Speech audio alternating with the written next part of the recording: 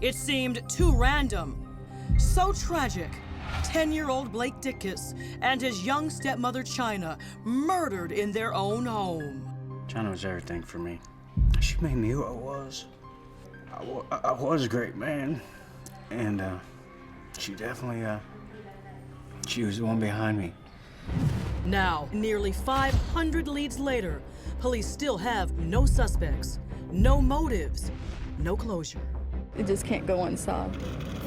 They were just brutally killed for no reason. Adding to the tragedy, Sean and Chynna had moved into the house just 1 month before. It was a really nice house, and I thought it was a nice neighborhood. I was happy for them. Police scour the home for evidence and find a confusing scene. No obvious sign of forced entry and few clues. Eerily, all signs point to a random crime, unlike anything this peaceful community had ever seen.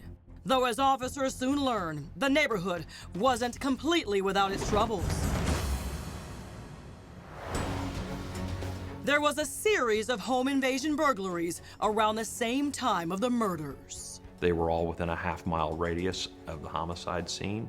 I wasn't aware that, until later on after the fact that there was burglaries going on around the subdivision or anything of that nature.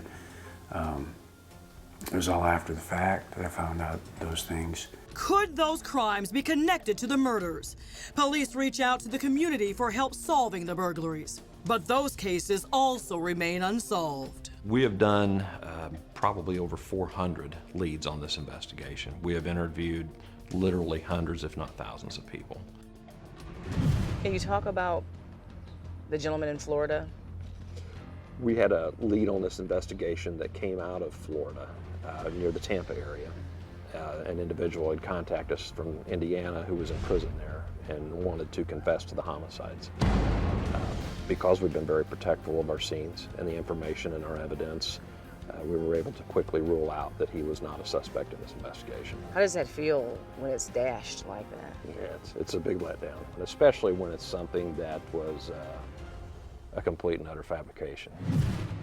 But authorities here in Franklin, Indiana, are quick to say this is anything but a cold case. I don't know of any case we've ever worked 9 years on nonstop. This case still has 5 investigators working on it. We continue to work every day on it, and we won't stop until it's done. In fact, just this year, thanks to a tip from Blake's mother, Christina, investigators received a unique opportunity they hope will break this case wide open. The family had mentioned to us wanting to know if we had ever reached out to the VDOC Society in Philadelphia. Quite frankly, I'd never heard of the VDOC Society. I've been a detective 25 years. But when she reached out, I thought, I didn't know anything about it, but we'll sure look into it, and we did.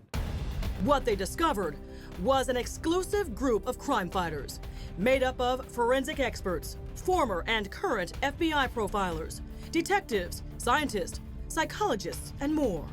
The elite club, which only meets 12 times a year, was created for the sole purpose of solving difficult cold case homicides. We contacted the VDOC Society and were offered an opportunity of June of this year to come out and speak to them and present our case. In particular, Society members questioned Sergeant Borges about the series of home invasions that all happened within a half-mile radius of the murder scene. One of those burglaries occurred the same day as the homicides on the same street. We had been very protective of that information. One of the former agents from the Bureau had mentioned to us, "What has it got you up to this point?" He says, "Time to get it out." Now, Franklin police are releasing new details to Crime Watch Daily about the series of burglaries, 5 in total, all in the months of June and July 2006 and 2007. There were many of these burglaries where there was a T-cut pattern in the screen that was the entry point that the person gained entry to the residence to go inside. They were all residential burglaries. They all occurred Monday through Friday during the daytime hours. We noticed that some of the homes almost shared the exact same characteristics of minor ransacking, and typically it would be things that were of insignificant value to what you might be associated with a professional burglar taken out of the residence. Coins, food, drink. Police won't say whether the precise same conditions of the burglaries were found in the home of the murders, but they believe there's enough of a connection to release these details and hopefully jog the community's memory. We could very well solve the murder if we can solve these burglaries.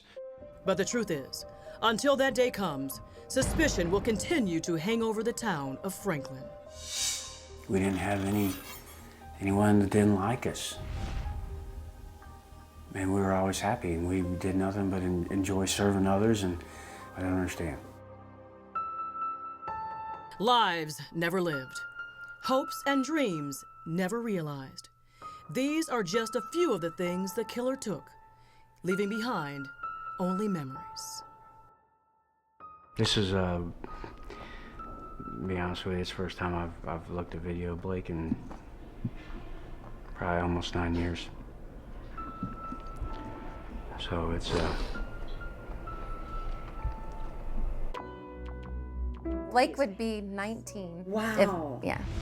He would be turning 20 in February. Picture that for me.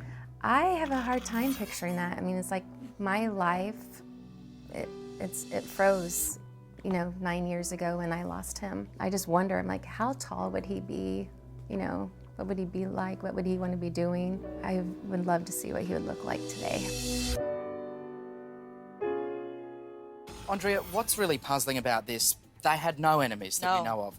So when it comes to motive, the best possible theory that you can see listening to the detectives here is that it's linked in some way to the burglaries. But I mean, the impetus there was things almost insignificant, coins, food and drink. Matt, that's why it is crucial that police find the serial burglar or burglars, because that's the only way they're going to get a step closer to getting some answers for this family. What about the VDOC Society here? I mean, they look to have had some good success in the past. Give me a sense of where they're operating now and what's going on. They have been very successful. They've handled some major cases, for instance, like one in 1991 when they were able to clear an innocent man of murder in Arkansas. Well, let's hope they can have some similar success here and bring some relief to the family. Yes. Thank you, Andrea.